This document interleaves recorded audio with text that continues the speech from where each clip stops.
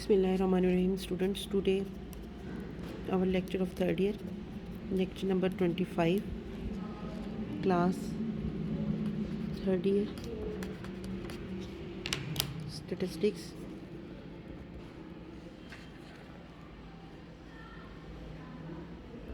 Third year statistics, ठीक हो गया। आज हमारा जो लेक्चर है वो है topic number 5.6.3, that is a circular test. हमारे पास सर्कुलर टेस्ट के बारे में आज पढ़ना है। लास्ट टाइम हमने जो है वो टाइम रिवर्सल टेस्ट और फैक्टर रिवर्सल के बारे में पढ़ा था और उसकी एग्जांपल्स की थी, ठीक हो क्या। सर्कुलर टेस्ट क्या है उसके बारे में आज पढ़ते हैं। द सर्कुलर, ये बड़ी इंपॉर्टेंट टेस्ट हैं, छोटे छोटे कॉन्सेप्ट्स हैं और इसके ऊपर, और ये जो सर्कुलर टेस्ट है स्टूडेंट्स, ये पेपर में बाज़ दफ़ा आ चुका है। आपका इंडेक्स नंबर पे इसका जो है वो प्रूफ आ चुका है सर्कुलर टेस्ट का, जो इसका सेम एज इट इज़ है। The circular test is an extension of the time reversal test which is applicable for 2 years. The given years and the base year, आपके पास 2 ईयर्स का formula reversal test जो है which is वो तभी applicable होगा जब 2 साल का डाटा होगा, year on the base. But is circular test 3 or more, कहते हैं वो जो आपने टाइम रिवर्सल टेस्ट किया है तो आपके पास 2 साल का, बट जो टाइम रिवर्सल सर्कुलर टेस्ट है but is in circular 3 or more years are taken into account, उसमें हम 3 या 3 से ज़्यादा ईयर्स की बात करते हैं। इसमें ये थोड़ा सा कॉम्प्लिकेटेड भी है। This test may be started 10 इसमें क्या है, मैं ज़रा आपको बड़े स्लो डाउन में समझाऊंगी कि आपको समझ आए।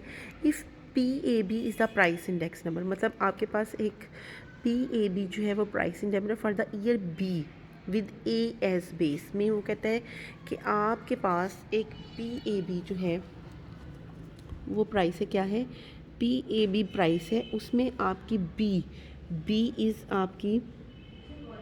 आपकी है, कह रहे हैं बी फॉर द, आप कहते हैं प्राइस नंबर क्या है, प्राइस है फॉर ईयर ऑफ, ये प्राइस जो है वो आपकी है, प्राइस है फॉर ईयर ऑफ बी और विद, और इसमें उसके साथ विद जो बेस ईयर वो दे रहा है, बेस ईयर आप कहेंगे with base year is equal to A K be accordingly B means आप कह सकते हैं कि प्राइस ऑफ बी जो है वो ए के बेस ईयर पे डिपेंड कर रही है, ठीक है, इसलिए हमें PA लिखते हैं, ठीक है।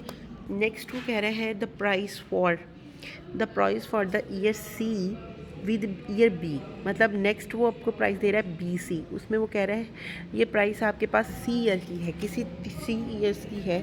नेक्स्ट वो कह रहा है कि हम इसमें यूज़ करेंगे प्राइस ऑफ BC, वो इसमें कह रहे हैं कि ये प्राइस जो है, प्राइस हमारे पास क्या है, price for the of C के लिए है, C ईयर की प्राइस है विद बेस, उसमें जो है वो हमारे पास बेस ईयर जो हम यूज़ कर रहे हैं वो हम B ईयर्स का यूज़ करें, जो ईयर B है उसे हम एज बेस यूज़ कर रहे हैं, जबकि प्राइस हमारे पास प्राइस C ईयर्स की है, ठीक है। इसी तरह वो कहता है कि हमारे पास विद ईयर्स, इसी तरह वो कहते हैं हमारे पास C is the price index for the year A with years of C।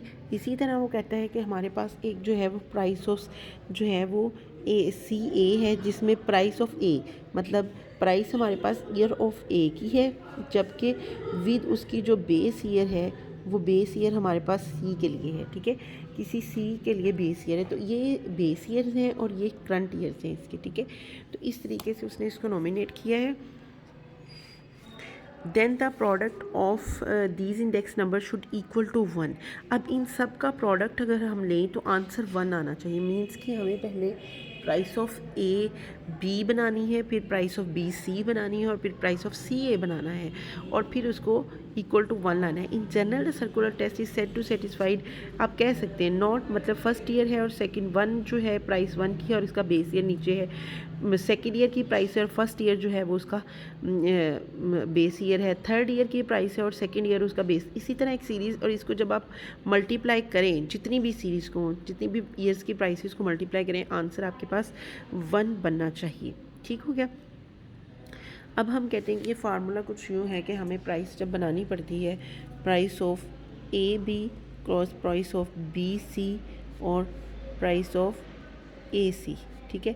तो इन सब को जब हम कट डाउन करें तो वो 1 के इक्वल आना चाहिए। ये इसका आंसर, इसका 1। और जिसका भी आंसर 1 नहीं आता हम कहेंगे कि वो सर्कुलर टेस्ट को जो है वो फुलफ़िल नहीं करा। Where P I J indicate the index number, कहते हैं पी आई जे से हम अपने इंडेक्स नंबर को विदाउट द फैक्टर 100 के बगैर, मतलब पिछले भी जो हमने बच्चे प्रूफ्स किए हैं ना उसमें हमने 100 का जो है वो फैक्टर नहीं लिया, ठीक है, परसेंटेज फैक्टर नहीं लिया और आपने भी नहीं लेना, ठीक है। इसमें भी हम 100 के फैक्टर को इग्नोर करेंगे, ठीक है। और आई जे हमारे पास करंट ईयर होगा और आई एथ जो हम नोटेशन दे रहे हैं वो बेस ईयर की दे रहे हैं। This test is not obey by any of the weighted index number, कोई भी इंडेक्स नंबर वो खुद ही बता रहे हैं आपने फार्मूला, कोई भी इंडेक्स नंबर जो है वो जैसे लेस्पेयर है, पाशी है, फिशर है, देन मार्शल एजवर्थ है, कोई भी जो है वो इस टेस्ट को फुलफ़िल नहीं करता। आर नॉट कांस्टेंट, जब तक कि आप उसके वेट्स को कांस्टेंट नहीं रखेंगे, मतलब ये तब तक नहीं वो इसको फुलफ़िल करेंगे जब तक कि आपके उसके वेट्स को कांस्टेंट नहीं करेंगे। For this purpose of eleven कहते हैं we consider the weighted aggregate price in number fix with the weights, हम उनके प्राइसेस के वेट्स को फिक्स्ड कर लेंगे, जैसे वेट्स क्यू नॉट को हम सेव कर लेंगे। Let there be 3 years denoted by A B C. अब जी हमने उसकी जो बेस ईयर है उसको कंस्ट्रक्ट कर लेना है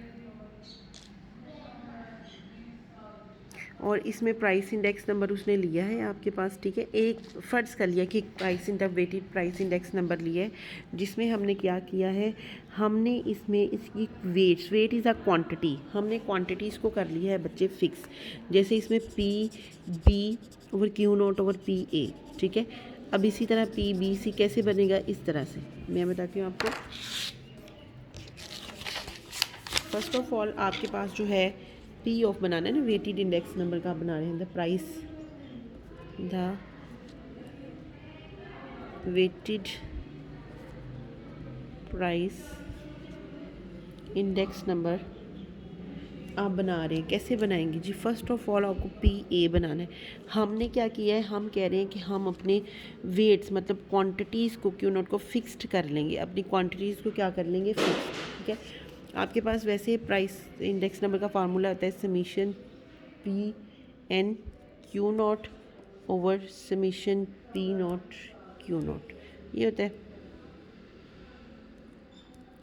अब हम इसको पी ए बनाएंगे, कैसे बनाएंगे प्राइस को, हम बनाएंगे समीशन पी, ए बी है ना, तो बी जो है वो गिवन ईयर है इसलिए हम बी को रखेंगे ऊपर, क्योंकि पी नॉट की जगह तो आपके पास जो है वैसे आपके पास करंटली ये फार्मूला होता है, लेकिन अब पी नॉट की जगह तो आपके पास बेस ईयर तो ए है, ए को आप एज आ बेस ले रहे हैं। तो अगर बेस ले रहे हैं तो P B over Q naught, क्योंकि ये तो हमने फिक्स किया हुआ है, over summation P A over Q naught, ये बन गया। अब आपने बनाना है price of P C A, मतलब आपने बी सी बनाना है। बी सी का मतलब क्या है, सी आपने बोला था कि ये करंट ईयर है जबकि B for the base year है, ठीक है। तो नेक्स्ट हम क्या करेंगे, summation P C Q naught over summation P B Q naught, क्योंकि हम क्या कर रहे हैं, हमने पहले ही कह दिया है कि हम अपनी जो क्वांटिटीज़ है हम क्यू नॉट को फिक्स्ड करें, जब तक आप अपनी क्वांटिटीज़ को फिक्स नहीं करेंगे तब तक ये फार्मूला नहीं होगा। तो हमने क्यू को तो छेड़ना ही नहीं है ना, उससे तो हमने फिक्स किया हुआ है। और उसके बाद है जी आपके पास सी है, इसमें क्या है, सी आपके पास करंट ईयर है, A is a base year, summation P A Q naught over, जो करंट ईयर है आपको पता है वो क्यू एन की जगह ऊपर आता है और जो बेस ईयर होता है वो नीचे चला जाता है, क्यू नोट। अब आपने ये जो है वो 3 वैल्यूज़ जो हैं वो लिख ली है प्राइस इंडेक्स नंबर में इस तरह से, ठीक है। अब आपने क्या करना है, इन तीनों को करना है आपस में multiply, P A B cross P B C cross P C A, ठीक है। अब मैं इसकी जगह ये आना चाहिए 1, अब मैं यहाँ पे रख रही हूँ समीशन पी बी, ये सेम ऐसे ही prove weighted price index number का जो था वो पेपर में आया था कि इंडेक्स नंबर का वेटेज सर्कुलर का, तो और ये सेम ऐसे ही आपने करना था, ठीक है। सबसे पहले आप ए बी का रख रही हैं summation P A Q naught multiply by B C का फार्मूला क्या था जी आपके पास, summation P C Q naught over summation P B Q naught multiply by summation P A Q naught over summation P C Q naught. ठीक है, ये आपके पास आ गया। अब आप देखेंगे कि आपके पास P C summation P C से कट जाएगा। ठीक है, पी बी वाला जो फार्मूला है बी, ये चीज़ इस चीज़ से कैंसिल आउट हो रही है, P A Q not P not से, और आंसर इज़ इक्वल टू 1। तो देखिए स्टूडेंट्स, ये आपके पास प्रूफ है वेटेड इंडेक्स नंबर का। वो बार बार कह रहा है कि सर्कुलर जो टेस्ट है वो तब तक हम नहीं कर सकते जब तक कि हमारे पास जो है वो इक्वल टू 1 नहीं आता। और उसमें हमने किया क्या है, हमने क्वांटिटीज़ को फिक्स्ड किया है, क्योंकि वो खुद कहता है कि हम सर्कुलर टेस्ट को भी वेटेड नहीं रख सकते जब तक कि हम उसकी इंडेक्स नंबर जो है हम उसमें fixed, unless the weights are constant. और वेट्स क्या है, क्वांटिटी, क्वांटिटी मीन्स को हम वेट्स लेते हैं, और जब तक वो फिक्स नहीं कर लेते तब तक हमारे पास ये नहीं होता। We show the circular test is satisfied, तो हम कहेंगे कि जो देन द वेटेड प्राइस, तो आप कह सकते हैं जो वेटेड प्राइस इंडेक्स नंबर है उसमें उसने जो है वो हमारे पास जो है प्राइस इंडेक्स नंबर के फार्मूले ने इसको फुलफिल किया है। नेक्स्ट आप बात कर रहे हैं कंज्यूमर प्राइस इंडेक्स नंबर की। अब हमारा जो अगला टॉपिक है वो है हमारे पास कंज्यूमर प्राइस इंडेक्स नंबर। ये हमने काफ़ी डिटेल से पढ़ना है, पीछे वाले सारे टॉपिक हमने करने हैं। सीपी भी कहते हैं, सीपीआई भी इसको कहते हैं। टॉपिक हमारा न्यू स्टार्ट होने वाला है 5.7 and that is consumer price index number. Consumer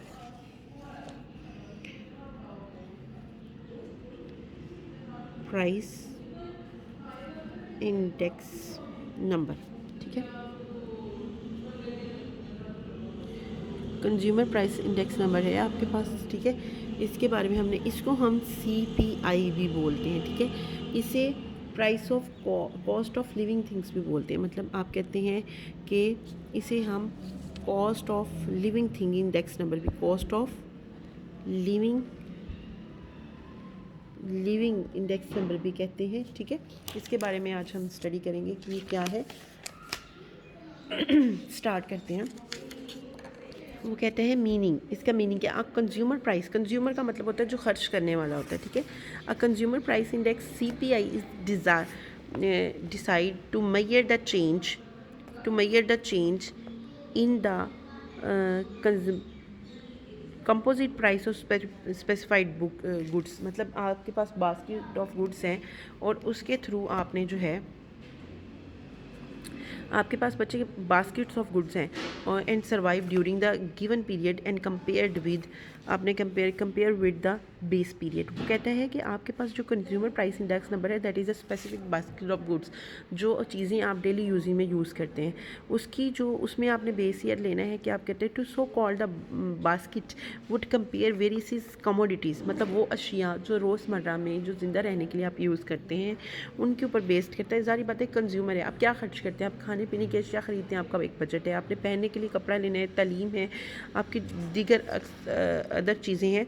consumed and services received in the base period on the given period under the main headings। जैसे आपका आप कह सकते हैं कि आप कौन कौन सी चीज़ों को ले सकते हैं। फूड्स एंड बजट जो आपके बैरियर्स हैं, clothing and footwears, fuel and lightings आपके पास आ जाती है, क्लोथिंग एंड फुटवेयर्स आ जाते हैं। फ्यूल एंड लाइटिंग मीन्स जो आप उस पर, हाउसिंग रेंट जो है, सर्विसेज मीन्स कि आप जैसे स्टडी लेते हैं, डॉक्टर के पास जाते हैं, ये सर्विसेज है। मेसुलेंस अदर देन जो चीज़ें आपके पास हैं। Customary to exclude the double goods and non consume monetary transcription contribution to provide funds saving certificate। The quantity consumed are the include or various group are used as weight for the average retail price index and prevailing index number of retail price index concerned during the base and given period। Means कि आपके पास consumer index number आपका अपना index number है जिसमें आपने actually में अपने budget को लेके, एक्चुअली में मेन चीज़ ये है कि गवर्नमेंट जो आपके अंदर इन्फ्लेशन डिफ्लेशन को भी देखती है कि आपकी प्राइसेस बढ़ रही हैं या प्राइसेस कम हो रही हैं, मुल्क में इन्फ्लेशन आ रहा है या डिफ्लेशन आ रहा है, वो भी वो सेम किस पे देखती है, वो कंज्यूमर प्राइस इंडेक्स नंबर पे देखती है। Some countries are written the name of the cost of living index number. Consumer price index number को जो है वो cost of living index number भी कहते हैं। इट इज़ मैयर, अब इसकी वो प्रॉपर डेफिनेशन करने लगा, it is Maihar the in the cost of living of a person और अ ग्रुप ऑफ पर्सन। वो कहता है कि ये आपका चेंज देखता है, it is Maihar the change, ये आपकी मैयर द चेंज करता है in the cost of living, आपके ज़िंदा रहने के लिए, या अ ग्रुप ऑफ पर्सन, एक इंसान के ज़िंदा रहने का एक बजट, या बहुत से लोगों के group of person having identically taste for good, आपकी जो गुड्स होती हैं, अशिया जो वो ख़रीदता है। A consumer price index number is so called a house hold budget price index number और रिटेल प्राइस इंडेक्स नंबर। तो बच्चे ये एक ही इंडेक्स नंबर के इतने नाम हैं, retail price index number, household budget index number, consumer price index number और cost of living index number. ठीक है, तो बाकी जो इसकी कंस्ट्रक्शन है वो नेक्स्ट लेक्चर में हम पढ़ेंगे। तो आपने जो है वो इसको अच्छे से स्टडी करना है और इसके कॉन्सेप्ट को पढ़ने और सारे काम करने हैं, देन हम फिर जो है वो इस पर काम करेंगे। ओके जी, अल्लाह हाफ़िज़।